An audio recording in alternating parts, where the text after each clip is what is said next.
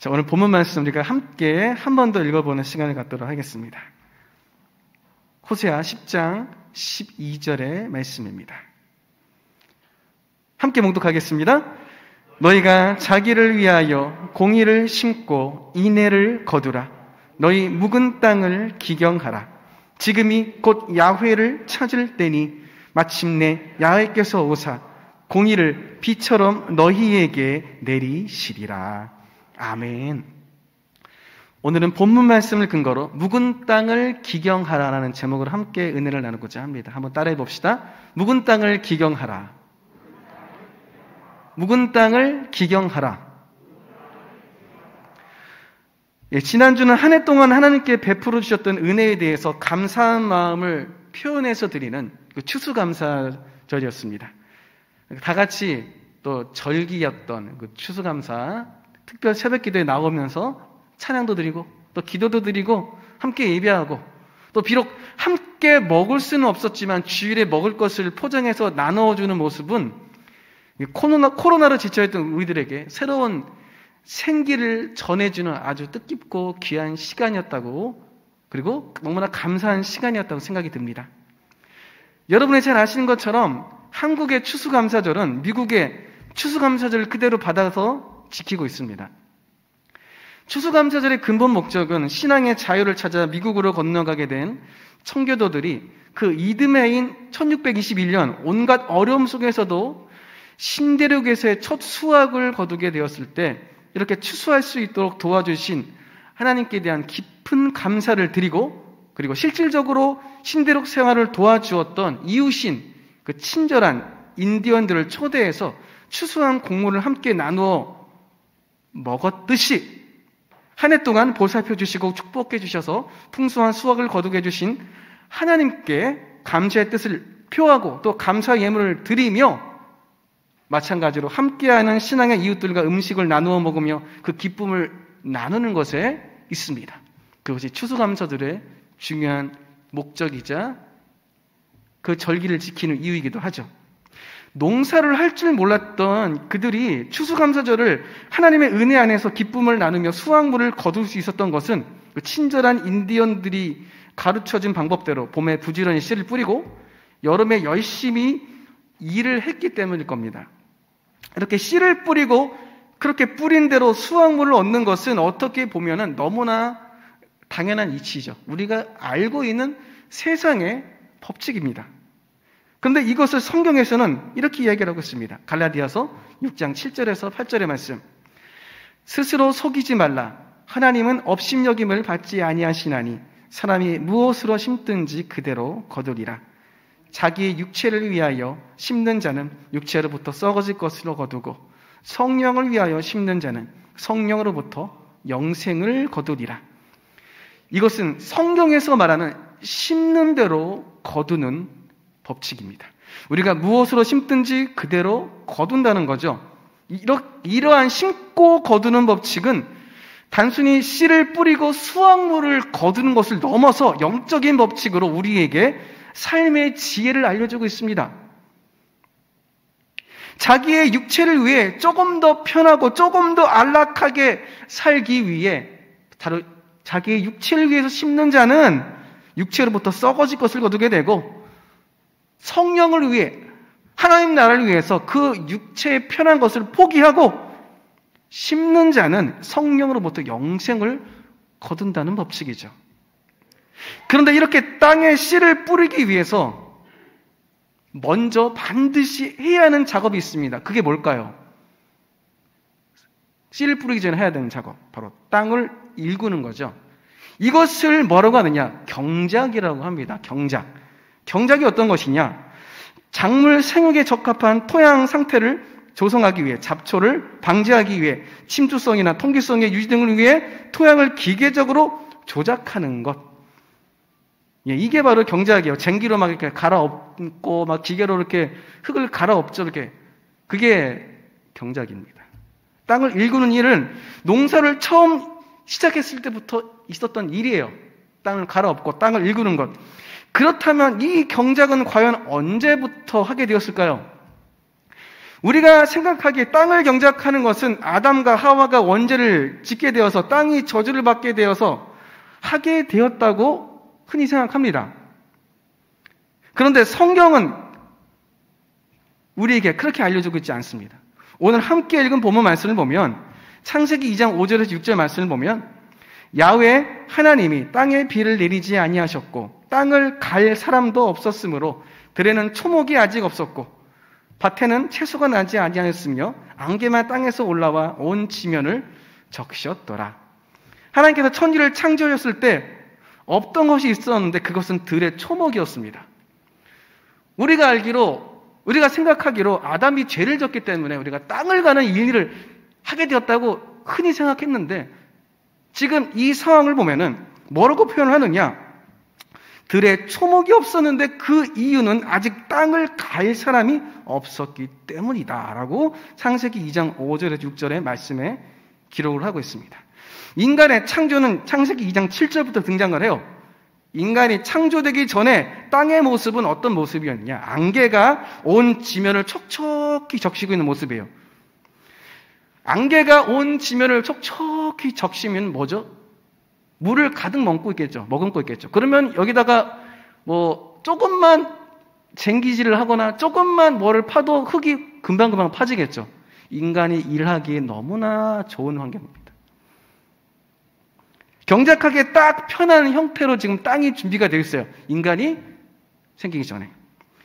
인간의 타락으로 땅이 저주받기 전까지는 인간이 일하기 너무나 좋은 상태였던 거죠. 땅을 경작하기 너무나 쉬웠던 상태였어요. 하나님께서 인간의 경작을 통해 들의 초목을 나게 하시는 것은 하나님의 창조 역사에 인간을 동참시키시는 사건입니다. 인간을 통해 제2의 창조를 진행하시는 거죠. 하나님께서 친히 말씀으로 초목을 나게 하실 수 있었음에도 불구하고 그럼에도 불구하고 인간을 사랑하시기 때문에 하나님께서는 자신의 창조 역사에 인간을 동참케 하십니다. 지금도 그렇잖아요. 사실 우리가 하나님을 사랑하고 하나님을 예배한다고 말은 하지만 우리가 예배하지 않아도 우리가 하나님의 사역을 감당하지 않아도 저 돌들을 명하여서 하나님을 찬양해 할 수 있고 저 돌들을 명해가지고 아브라함의 자손들을 만들 수가 있는 분이 하나님이세요. 굳이 우리가 하지 않아도. 그런데 우리들을 택하셔서 하나님의 역사에 동참케 하십니다. 왜? 우리를 사랑하시니까.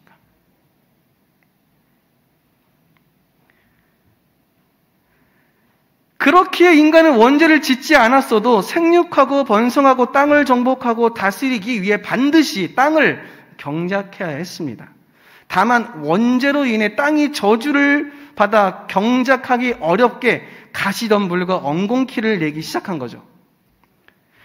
이것은 아이를 잉태하는 것이 원죄로 인해 생긴 것이 아닌 것과 마찬가지입니다. 아이를 낳는 것은 원죄 때문에 낳는 게 아니에요. 그렇죠? 네, 당연히 아이는 낳게 되어 있습니다. 왜죠? 생육하고 번성하기 위해서는 아이를 낳아야죠. 그게 당연한 이치잖아요. 아이를 잉태하는 것은 생육하고 번성하고 땅을 정복하기 위해 그리고 다스리기 위해 당연히 해야 할 인간의 사명인데 다만 원죄로 인해 저주받아 그 고통이 더해진 거죠. 그 고통이 심해진 거죠. 땅을 경작하는 것도 마찬가지입니다. 이렇게 경작은 피조물로서 인간이 마땅히 해야 하는 것이었습니다. 우리 인간에게는 이러한 경작의 의무가 처음부터 있었습니다. 이렇게 경작을 하게 되면 우리는 좋은 열매를 얻을 수 있는 땅을 만들게 되죠. 좋은 열매를 얻을 수 있는 땅에 대해서 예수님께서는 마태복음에 우리에게 이렇게 말씀하십니다. 뭐라고 말씀하시느냐? 마태복음 13장 3절에서 9절 말씀을 보면 예수께서 비유로 여러 가지를 그들에게 말씀하여 이르시되 씨를 뿌리는 자가 뿌리로 나가서 뿌릴새 더러는 길가에 떨어짐에 새들이 와서 먹어버렸고 더러는 흙이 얕은 돌밭에 떨어짐에 흙이 깊지 아니하므로 곧 싹이 나오나 해가 돋은 후에 타서 뿌리가 없으므로 말랐고 더러는 가시 떨기 위에 떨어짐에 가시가 자라서 기운을 막았고 더러는 좋은 땅에 떨어짐에 어떤 것은 100배 어떤 것은 60배 어떤 것은 30배의 결실을 하였느니라. 귀 있는 자는 들으라 하시니라. 예수님께서 마태복음 13장에서 4가지의 땅에 대해서 말씀을 하십니다. 우리가 너무나 잘 알고 있는 씨 뿌린 자의 비유죠. 첫 번째는 길가, 두 번째는 돌밭, 세 번째는 가시떨기. 네 번째는 좋은 땅입니다. 길가나 돌밭, 가시떨기는 씨앗이 자라기에 적합하지 않은 땅으로 말씀을 하십니다. 예수님께서. 그리고 씨앗이 자라 열매를 맺을 수 있는 땅은 좋은 땅, 다시 말하면 경작이 잘 되어서 공기가 잘 통하고 영양이 풍부한 좋은 땅이라고 예수님께서는 우리에게 말씀을 해주십니다. 이후에 예수님께서는 이 말씀을 제자들에게 이렇게 풀어주십니다. 뭐라고 풀어주시느냐? 마태복음 13장 18절에서 23절 말씀. 그런즉 씨 뿌리는 비유를 들으라. 아무나 천국 말씀을 듣고 깨닫지 못한 때는 악한 자가 와서 그 마음에 뿌려진 것을 빼앗나니 이는 곧 길가에 뿌려진 자요. 돌밭에 뿌려졌다는 것은 말씀을 듣고 즉시 기쁨으로 받되 그 속에 뿌리가 없어 잠시 견디다가 말씀으로 말미암아 환난이나 박해가 일어날 때에는 곧 넘어지는 자요. 가시떨기에 뿌려졌다는 것은 말씀을 들으나 세상의 염려와 재물의 유혹의 말씀이 막혀 결실하지 못하는 자요. 좋은 땅에 뿌려졌다는 것은 말씀을 듣고 깨닫는 자니 결실하여 어떤 것은 100배, 어떤 것은 60배, 어떤 것은 30배가 되느니라 하시더라. 예수님께서 좋은 땅에 뿌려진 그 씨앗이 결실을 맺게 되는 그 조건을 뭐라고 하십니까? 말씀을 듣고 깨닫는 것. 깨달으면 뭐를 하게 되죠? 행함으로 그 열매를 맺게 되는 거죠. 예수님께서는 씨 뿌리는 땅에 관해 말씀하시며 그 땅이 바로 우리 마음밭이라고 알려주고 계십니다.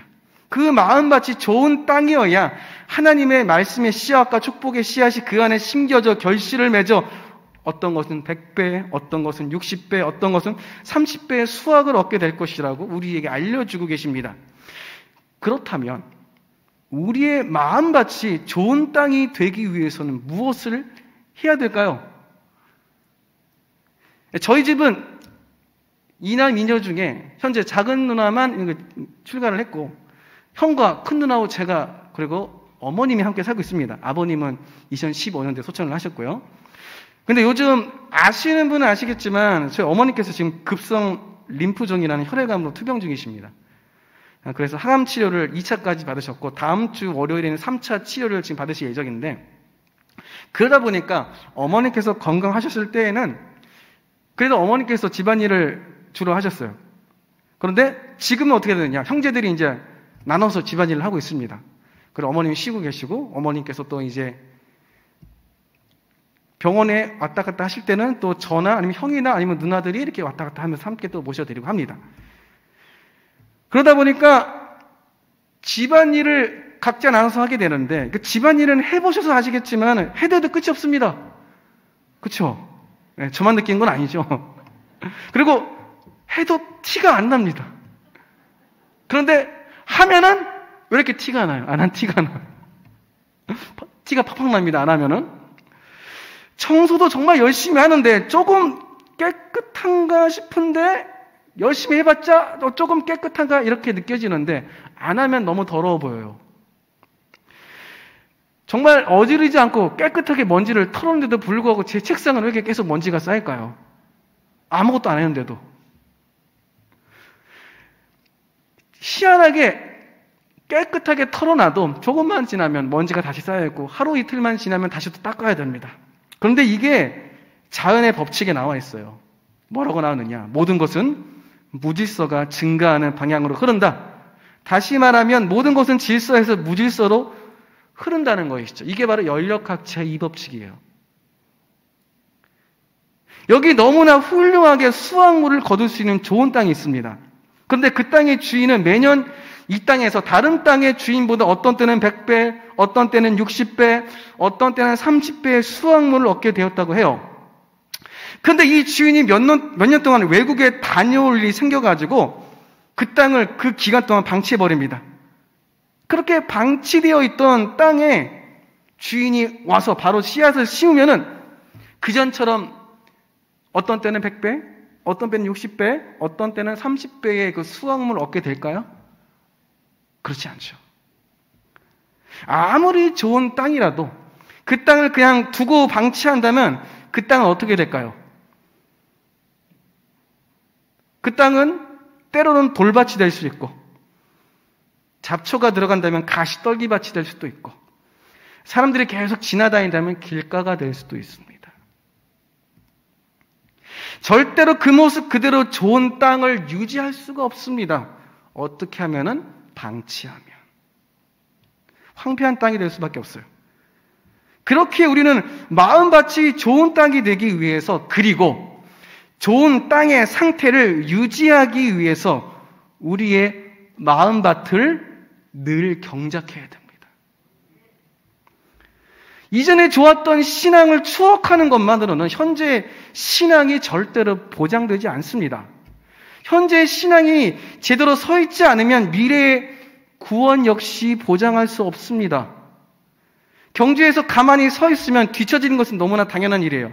이것은 신앙의 경주에서도 마찬가지죠. 늘 내 상태를 확인하며 점검해야 됩니다. 제가 예전에 한번 구원을 이루라는 그 설교를 통해서 우리는 현재의 구원을 이루고 미래의 구원을 이뤄 가야 된다고 제가 강조한 바 있죠. 현재의 신앙이 미래의 구원을 만들어가는 거예요. 과거의 것이 장담해 주지 못합니다. 과거에 아무리 내 마음밭이 좋은 땅이었어도 지금 현재 내 마음밭을 경작하지 않고 기경하지 않은 상태에서 묵은 땅으로, 굳은 땅으로 남아있다면 그것이 내 미래를 보장해 주지 못합니다. 오늘 우리가 함께 읽은 본문에서 호세아가 활동하던 시기에 이스라엘이 바로 그랬어요. 그 이스라엘은 여호수아 시대에 그 가나안 민족들을 이기면서 그 땅을 정착했던 그 좋은 믿음이 온데간데 없이 그 마음밭이 이미 황폐해질 대로 황폐하고 딱딱해질 대로 딱딱해져 버린 상태입니다. 먼저 정치적으로는 이스라엘의 주권자가 하나님이 아니라 스스로가 되어서 눈에 보이는 이웃 나라들을 의지하기 시작합니다. 그래서 뭐랍니까? 동맹을 맺고 조공을 바침으로써 정치적인 방법으로 왕권을 유지하려고 해요. 하나님을 의지하는 게 아니라. 사회적으로는 소수의 권력 있는 정치가들이 경제적으로 부자인 사람들과 함께 서로 긴밀하게 유착해서 불법을 저지르고 가난한 백성들의 재산을 겁탈하고 착취했습니다. 법관들은 뇌물을 받아 그릇되게 판결하여 오히려 악인들을 보호하고 의인들을 괴롭히고 억울하게 만드는 악행을 저지릅니다.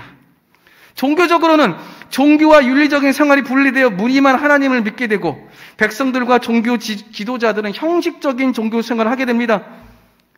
너무나 모순적이게도 호세아 시대에 정치와 사회와 사법적으로 불법을 행하고 가난한 사람을 착취했던 권력자는 대부분이 종교적 열심이 대단한 자들이었습니다.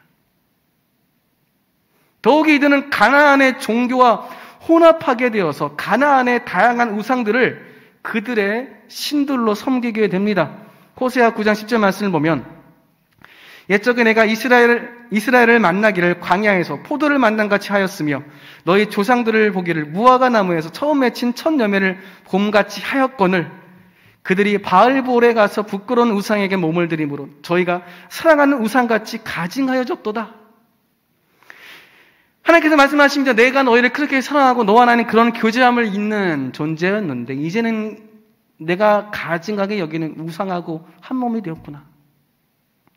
그들이 이랬던 이유는 제가 종종 설교 중에 말씀드렸듯이 현재 가나안 땅에서 농사를 짓고 있는 그들에게 실제적으로 도와줄 수 있는 신은 그들이 생각하기에 하나님이 아니라 바알이라고 생각했기 때문입니다.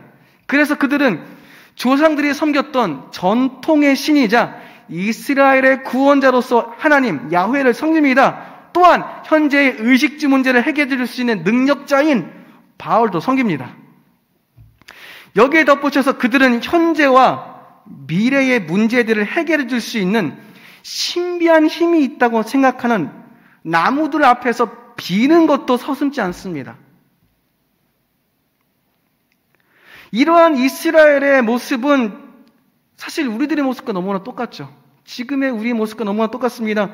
정치적, 사회적, 종교적으로 문제되고 있는 부분들이 우리의 문제가 아니라고 부정할 수가 없습니다. 야훼도 섬기지만 바알도 섬기는 그 모습도 신앙적으로는 하나님을 믿지만 먹고 사는 문제는 세상의 가치관을 따르는 우리와 다르다고 말할 수가 없습니다. 더군다나 하나님을 믿는다고 말하면서도 신년이 되면 사주나 운세를 보러 가는 그 모습과 차이가 없습니다. 이스라엘의 마음밭이 딱딱한 묵은 땅에 되었듯이 우리의 마음밭도 점점 딱딱해져서 묵은 땅이 되어가고 있다는 거죠. 호세아는 이렇게 묵은 땅이 되어가는 이스라엘 백성들에게 그 문제가 무엇인지를 지적하면서 그것들을 해결할 수 있는 구체적인 해답을 제시합니다. 그것이 바로 이스라엘 신앙의 묵은 땅을 다시 경작하는 거예요. 호세아 10장 12절 오늘 본문 말씀 이렇게 이야기합니다. 너희가 자기를 위하여 공의를 심고 인애를 거두라. 너희 묵은 땅을 기경하라. 지금이 곧 야훼를 찾을 때니 마침내 야훼께서 오사 공의를 비처럼 너희에게 내리시리라. 여기서 중요한 단어가 등장하네요. 공의와 인애. 공의는 하나님의 절대적인 공평한 의로움을 이야기를 하죠. 하나님의 말씀에 하나님의 뜻대로 살아갑니다. 어떻게? 인애에 맞게. 이제 그 인애를 제가 뒤에 설명을 해드릴 거예요.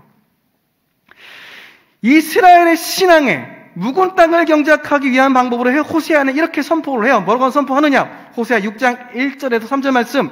오라, 우리가 야훼께로 돌아가자. 야훼께서 우리를 찢으셨으나 도로 낫게 하실 것이요 우리를 치셨으나 싸매어 주실 것임이라. 야훼께서 이틀 후에 우리를 살리시며 셋째 날에 우리를 일으키시리니 우리가 그의 앞에서 살리라. 그러므로 우리가 야훼를 알자. 힘써 야훼를 알자. 그의 나타나심은 새벽빛같이 어김없나니 비와 같이 땅을 적시는 늦은 비와 같이 우리에게 임하시리라 하니라. 이 말씀은 호세아서의 전체 주제를 드러내는 핵심 구절이기도 합니다. 이제까지 하나님을 안다고 생각했던 이스라엘이 사실은 하나님을 제대로 알고 있지 못하고 하나님과 함께하고 있다고 생각했던 이스라엘이 사실은 하나님을 떠났다고 말하고 있는 것이죠. 이러한 이스라엘에게 호세아는 이제 하나님께로 돌아가 힘써 하나님에 대해서 알아야 된다고, 하나님을 알자고 권면합니다. 그 이유는 이렇게 돌아가 하나님을 알고자 하는 자들은 하나님께서 싸매어주고 살리시며 일으키시겠다고 약속하셨기 때문이에요. 돌아오는 자들에게, 하나님을 알기 위해 돌아오는 자들에게 싸매어주고 살리시며 일으켜주시겠다. 여기서 호세아는 우리의 묵은 땅을 경작하기 위해 알아야 할 것을 말합니다. 무엇을 말하느냐? 호세아 6장 6절 함께 하겠습니다. 나는 인애를 원하고 제사를 원하지 아니하며 번제보다 하나님을 아는 것을 원하노라. 하나님께서 이스라엘 백성들을 회복시킬 것인데 그들이 할 흔히 생각하는 것처럼 제사나 번제나 형식적인 종교의 예식을 지키는 것, 그것을 말하는 것이 아니라 그들이 할 것은 뭐냐? 인애를 원한다. 그 인애를 행하는 것을 바로 하나님을 아는 것이라고 호세아는 말합니다. 여기서 말하는 인애, 그 인애는 히브리어로 헤세드라고 합니다. 헤세드. 이것은 친절, 인자, 자비, 자애, 사랑이라는 표현이에요. 이것을 풀어보면 하나님께서는 눈에 보이는 형식적인 종교 행위를 원하시는 것이 아니라 우리가 사랑을 행하기를 원하시는데 그 사랑은 예수님께서 말씀하셨던 두 가지 사랑이 있죠. 첫 번째가 뭐죠? 하나님을 내 마음과 뜻과 힘을 다해 사랑하는 것. 두 번째는 뭐죠? 내 이웃을 내 몸과 같이 사랑하라는 그 말씀, 그 인애를 행하라. 우리가 너무나 잘 알고 있는 내용입니다. 우리가 말로는 하나님을 섬긴다고 하지만 하나님보다 세상을 더 사랑하고 내 옆에 있는 이웃을 섬긴다고 말하지만 이웃보다는 사실은 나 자신을 더 사랑하는 그 모습, 하나님께서는 바로 그 모습을 바꾸기를 원하십니다. 이것이 바로 우리 마음밭에 묵은 땅을 경작하는 방법입니다. 경작은 노동이 필요하죠. 여러분, 사랑하는 게 사실 노동이잖아요. 힘들죠. 감정의 노동이고. 정말로 내가 저 사람을 너무나 사랑해서 살아가면 좋겠지만 사랑이라는 게 그런 감정만 가지고 사랑할 수 있는 게 아니잖아요. 힘들게 사랑하기도 하죠. 특히 나하고 맞지 않는 그 사람들을 사랑한다는 것은 정말로 노동입니다. 우리가 하나님과 첫사랑을 시작했을 때의 마음은 연약한 어린아이의 발 같았습니다. 아이의 발을 보면 어때요? 너무나 부드럽죠. 우리가 하나님과 사랑을 처음 시작했을 때 우리의 마음은 그랬어요. 연약한 발처럼 아이들의 피부가 그렇듯이 그 발도 굉장히 연약하고 부드럽죠. 얼마나 부드러운지 심지어 발 뒤꿈치도 부드럽습니다. 우리의 첫 마음이 이랬어요. 신앙의 양심이 이랬죠. 우리의 신앙의 양심이 얼마나 부드러웠는지 그 신앙의 양심이 조금이라도 거리끼는 일이 생기게 되면, 그런 일을 조금이라도 거리끼는 일을 내가 행하게 되면, 아이고 주님 천부여 의지 없어서 손 들고 옵니다. 하나님께 엎드려 기도하며 눈물로 밤을 새웠던 여러분의 기억들이 있지 않습니까? 그랬던 우리의 신앙의 양심이 지금은 어른의 발 뒤꿈치가 되어버렸어요. 굳은 살이 박혔죠. 굳은 살이 얼마나 두꺼운지 앞정이 뒤꿈치에 박혀 있는지도 모르고 아픈지도 모릅니다. 실제로 제가 그랬어요. 고등학교 시절에 농구를 제가 무척 좋아해가지고, 키는 작은데 농구는 되게 좋아했습니다, 제가.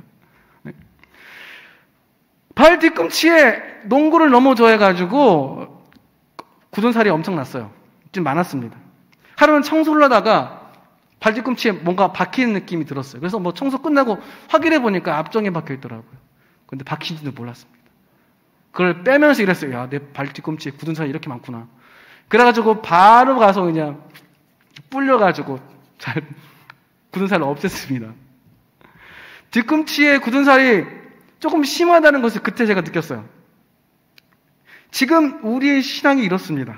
예전에는 조그만 죄의 가시가 박혀도 그렇게 아파했던 신앙의 양심이 두꺼운 죄의 압정이 박혀도 무감각합니다. 더구나 코로나로 인해 현장에서 예배를 드리기보다 온라인으로 예배를 계속해서 드리다 보니 더욱 그렇게 우리의 신앙의 양심이 민감함을 잃어가고 있습니다. 이제는 신앙의 양심을 감싸고 있는 두꺼운 굳은 살을 잘라내고 제거하고 어린아이 뒤꿈치같이 민감한 양심으로 돌아가야 됩니다. 딱딱하게 굳어있는 묵은 땅을 다시 좋은 땅으로 경작해야 됩니다.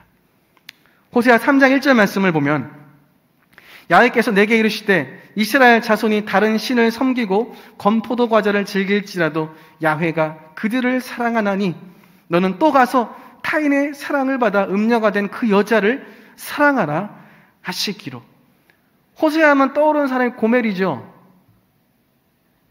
호세아는 하나님의 이스라엘 향한 사랑의 그 모습을 보여주기 위해서 하나님께서 고멜을 아내로 주셨죠. 그런데 그 고멜의 역할을 사실은 현재 우리가 하고 있습니다. 우리의 신앙에 그렇게 나도 모르게 하나님을 접었을지라도 하나님은 절대로 우리를 놓지 않는 분이십니다. 이스라엘을 버리지 않으시고 끝까지 사랑하셨듯이 우리를 버리지 않으시고 끝까지 사랑하시는 분이십니다. 우리가 중간에 포기할지언정 하나님께서는 절대로 우리를 먼저 포기하시는 분이 아니십니다.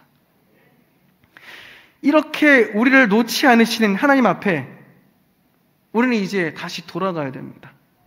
돌아와서 우리 마음밭에 묵은 땅들을 갈아엎어야 됩니다. 그 갈아엎지 않은 그 상태에서는 어떠한 씨앗이 들어가도 열매를 맺을 수가 없습니다.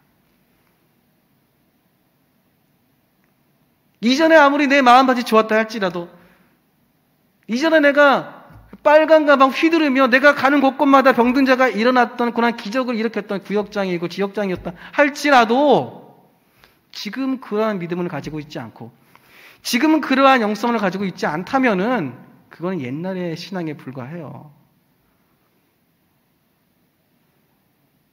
우리가 바라봐야 할 것은 옛날이 아니라 지금 현재, 내가 지금 하나님 앞에 어떠한 모습으로 믿음을 가지고 있느냐, 내 마음의 밭이 길가의 밭이냐, 돌밭이냐, 가시떨기냐,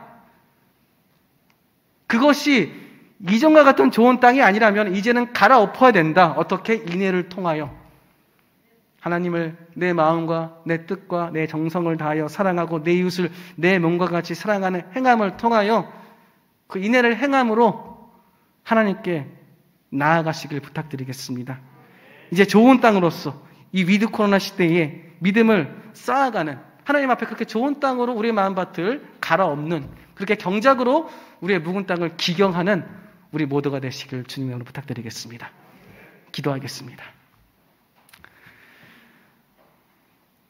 하나님 우리에게 허락하신 귀한 말씀의 씨앗들을 내 마음밭이 묵어 있어서 딱딱해 있어서 받을 준비가 되어 있지 않아서 그것을 낭비하는 일이 없기를 원합니다.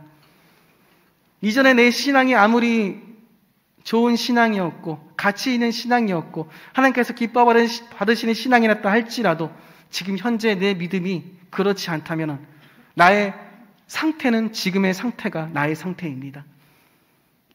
이전 것이 중요하지 않습니다. 보라 새 것이 되었도다. 내 마음에 현재 어떠한 새 것이 있는지 그것을 다시 한번 마음속을 들여다보며 이제는 내 마음속에 있는 무거웠던 것들을 다시 한번 걷어내고 딱딱한 것들을 갈아엎어 주님의 말씀이 온전히 살아 숨쉬며 열매를 맺을 수 있는 내 마음밭이 되게 해주시옵시고 주께서 맡겨주신 그 사명을 내 삶을 다하여 충성을 다하여 감당하는 우리가 될 수 있도록 주께서 함께하여 주시옵소서. 그러한 우리의 믿음의 고백 가운데 함께하신 주님께 감사드리며 모든 말씀 살아계신 예수님의 이름으로 기도드립니다. 아멘.